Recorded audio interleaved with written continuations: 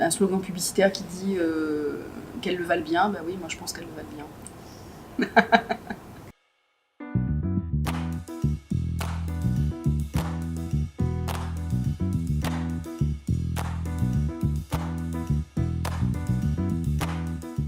Depuis plusieurs années, je suis aussi l'une des 2 vice-présidentes du réseau des essentiels de BPCESA. Alors, je suis Lucie Soulard et je suis la cofondatrice de Place to Swap.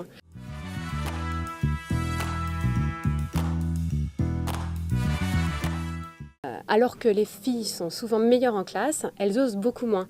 Elles osent moins aller vers des carrières scientifiques, elles osent moins aller vers le coding, alors qu'elles en ont tout à fait les capacités, mais elles s'auto-censurent dès le plus jeune âge. Manifestement, il y a une bonne marge encore de manœuvre parce que plus on monte dans la hiérarchie, moins il y a de femmes. Je pense qu'il y a peut-être aussi un peu d'autocensure de leur part, où elles ne postulent pas à certains postes alors qu'elles pourraient et que les hommes le font. Même s'ils ne remplissent pas 100% des attendus des postes, les hommes postulent et pas les femmes. Je pense qu'elles ont l'expertise qu'il faut. Peut-être qu'il manque la confiance. Je pense que la maternité est un moment assez crucial pour les femmes qui, je pense, à ce moment-là, quand elles s'arrêtent, perdent du terrain par rapport aux hommes. Deuxième point, à mon avis, qui est important, c'est l'âge.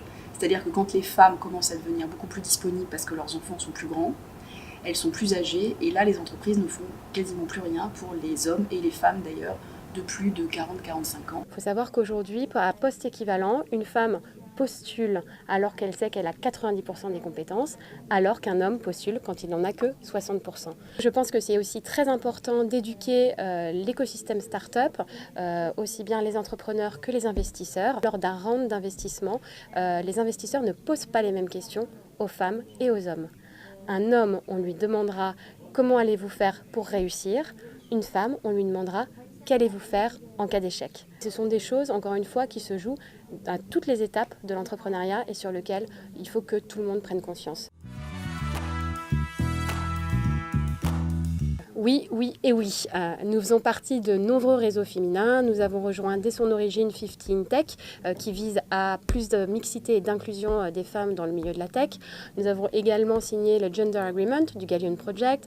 Nous avons eu la chance de rencontrer également Martine Liotto du Women Initiative Foundation. Nous avons surtout rencontré des personnes qui aujourd'hui ont été un peu nos mentors, nos coachs. Je pense à une Catherine Barba, je pense à une Valentine Delastérie qui ont su nous aider, nous orienter, nous conseiller et nous aider à prendre les bonnes décisions aussi parfois dans des moments qui étaient un peu difficiles. Oui, ah oui, ça c'est sûr. D'ailleurs, c'est pour ça que moi je suis active dans le réseau des essentiels, parce que je pense qu'entre nous, on peut s'entraider. Et moi, il y a un mot que j'aime beaucoup, c'est la sororité. C'est la solidarité des femmes. Alors, il y a un débat autour des réseaux. On dit que les réseaux devraient être plutôt mixtes, que les femmes, en restant entre elles, ne cèdent pas. Mais en fait, je pense que c'est un cap, c'est une étape. Au début, elles ont besoin d'être entre elles. Et puis ensuite, peut-être qu'effectivement, les réseaux s'ouvriront davantage aux hommes pour aller vers une vraie mixité. Bah, je pense que c'est l'énergie, il faut y croire, il faut être curieux aussi. Je pense qu'on peut apprendre les unes des autres et on peut apprendre de soi-même. Et puis comme je le disais précédemment, on peut s'entraider. Le mentoring, c'est un bel exemple. Les femmes mentorent d'autres femmes. Dans les ateliers aussi de développement personnel qu'on fait, il y a aussi des femmes qui apportent leur savoir-faire pour permettre aux femmes de se développer à la fois personnellement et professionnellement. Il faut apprendre à davantage réseauter. La femme le fait naturellement moins que l'homme, donc il faut que la femme apprenne à le faire et pas uniquement des réseaux féminins parce que sinon c'est contre-productif. Je pense aussi que les femmes doivent apprendre à communiquer davantage sur leur réussite. Là encore, c'est quelque chose de très naturel chez un homme, là où une femme sera peut-être plus modeste, plus humble. Osez, arrêtez de vous mettre des barrières, lancez-vous, faites ce qui vous fait plaisir et ce qui vous tient à cœur. Et n'oubliez pas qu'il n'y a qu'une seule façon d'échouer, c'est d'abandonner avant d'avoir réussi.